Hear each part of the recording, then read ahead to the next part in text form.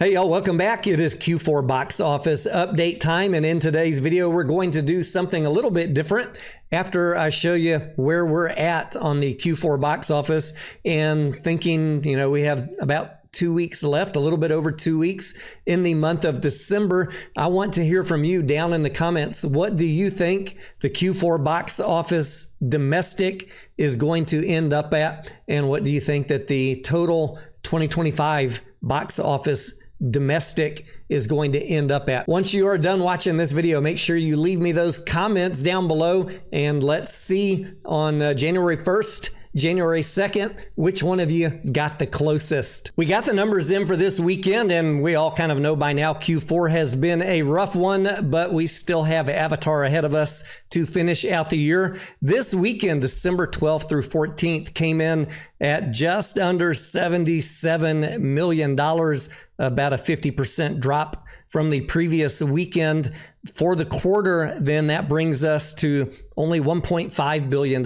And if you're trading AMC, you might have heard me say probably somewhere around $2.55 billion is what the company needs to break even on a GAAP basis. So, we're pretty far off from that, but we still have one big movie ahead of us and some other really exciting movies. We'll look at those in just a second. For the year, we're at $8 billion. So these are the two guesses I want to hear from you guys. Where do you think we're going to end up this quarter? It is December 14th. We have till December 31st. How much do you think we can tack on in the last few weeks of this month?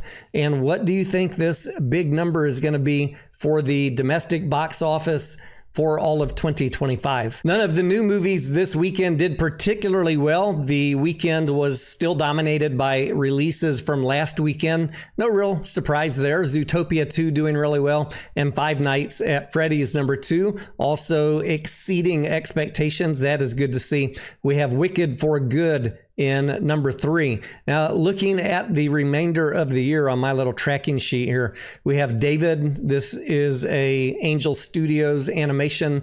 We've got Avatar Fire and Ash. We've got The Housemaid, and we've got the SpongeBob movie, all releasing the weekend of December 19th. And then following right after that, around the Christmas holiday, we have Marty Supreme with Timothy Chalamet. We've got Song Song Blue for any of you Neil Diamond fans. That is a historical biography of a couple that had a tribute band. Lots of good Neil Diamond music in that film.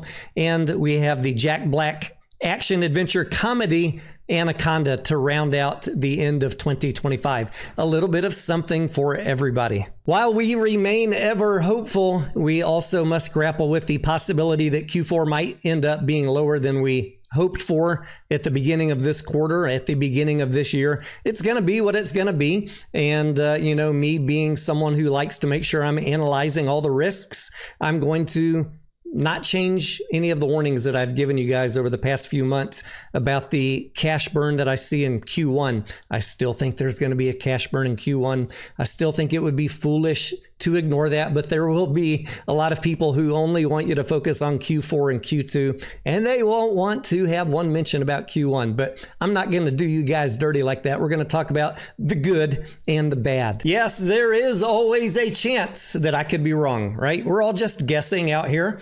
I could be right. I could be wrong. I feel pretty good about my analysis, so I'm sticking to it. And you guys can judge me at the end of Q1, and we'll see how we came out. And meanwhile, go see some damn movies and buy some popcorn. I think if you're the type of mature investor who can listen to people giving you different inputs and carefully weigh that information as you make your own decisions, do your own analysis, and you're not trying to just silo yourself in a protected bubble of information, really get out there and seek out information to challenge your beliefs. That is going to make you a more informed trader and a better trader with better results. And I want you to think about that as we move into 2026 on every ticker that you're investing in. Now, I've heard from you guys in the comments, and some of you say, Tony, you're not talking about Q2 2026 enough.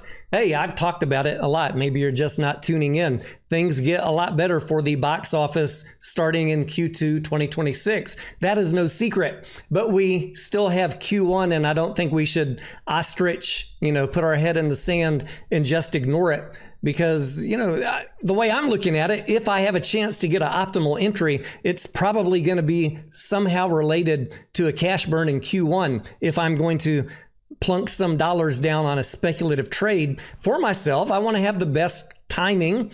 And I think that timing, go back and look at the charts. Look at the chart for AMC between the March and May timeframe over the last several years. Tell me I'm not right. Tell me I'm not right about timing. Whatever happens, we're all just out here trying to do the best we can and share some thoughts. So feel free to share your thoughts down below too. And we'll check back in 3 or 4 months and see how things went in December and how things went in Q1. Don't forget, guys, to leave me down below in the comments your best guess for how much domestic box office we are going to see in Q4 2025 and for the entire year of 2025. I look forward to seeing all of your guesses, and we can reconvene in the first week of January and look through those numbers and see how you guys did, which one of you is on top of your game. Thanks for watching. I am TonyDenaro, and I will see you on the next video.